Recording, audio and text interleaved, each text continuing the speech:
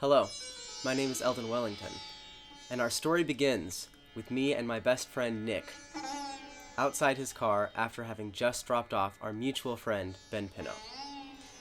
We were standing adjacent to a beautiful overlook, looking out across our little town, when I realized that we were both quite hungry, and I offered Oscar's Mexican place as a source of sustenance. He agreed, and we both entered his car. We quickly realized it wouldn't start, which was quite the dilemma. However, I proposed we could walk there. He checked on Google Maps to find a route. It was to be quite a long journey, but it was our only option. We decided not to waste any more time and started off. The first 20 minutes went about as well as you could ask for. We had our full energy reserves. No issues arose. However, roughly 30 minutes in, we encountered a very steep hill. This is not your average hill.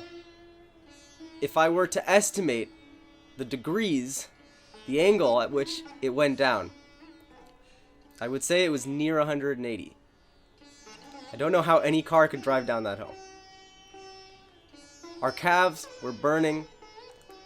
Muscles that I've never felt activated were firing. But we made it to the bottom of the hill. We looked back over our shoulders briefly and patted ourselves on the back before continuing. The next stretch of road was very windy, disorienting, and not like a normal neighborhood road. Eventually, we got out of the windy bits and came across a four-way intersection. We had to choose left or right. After about 10 seconds of contemplation, we settled on right. In that direction we walked for nearly an hour. Time slowed down.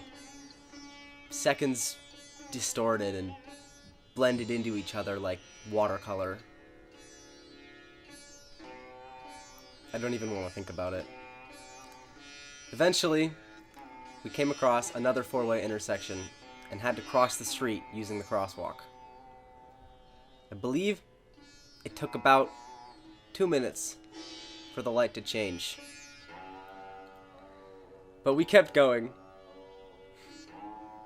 Just after crossing the street, Nick saw an Aldi's out of the corner of his eye and badly wanted to go.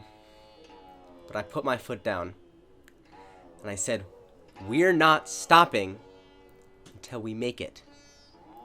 I said, "No half measures."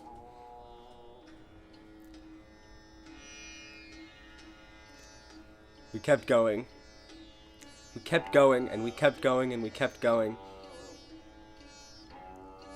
And then, like your first sunrise,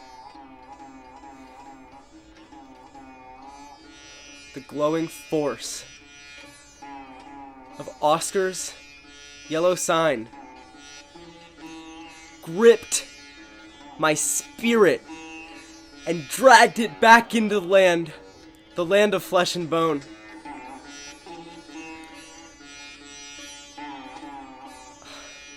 It was like waking up from a nightmare. I saw it not 300 feet in the distance. And I knew it wouldn't take anything to get there.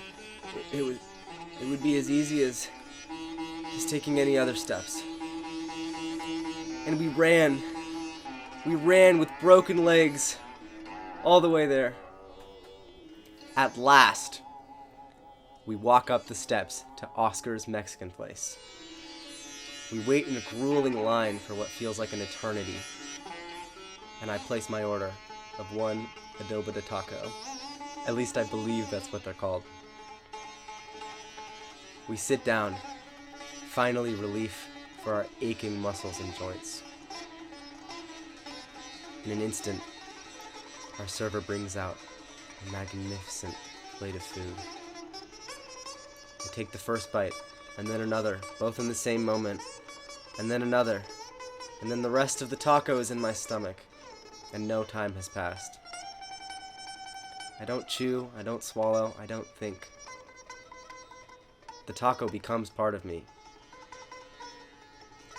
I messily devour my plate. There wasn't an atom of food, nothing edible left. I demolished that taco and it demolished me. The whole of my being was spent by this trip and this delicious food. But after finally being destroyed, I was at peace. I had worked all I needed to work, and my consciousness could be set adrift. I had no more want. I had no more desire, and that didn't hurt me anymore.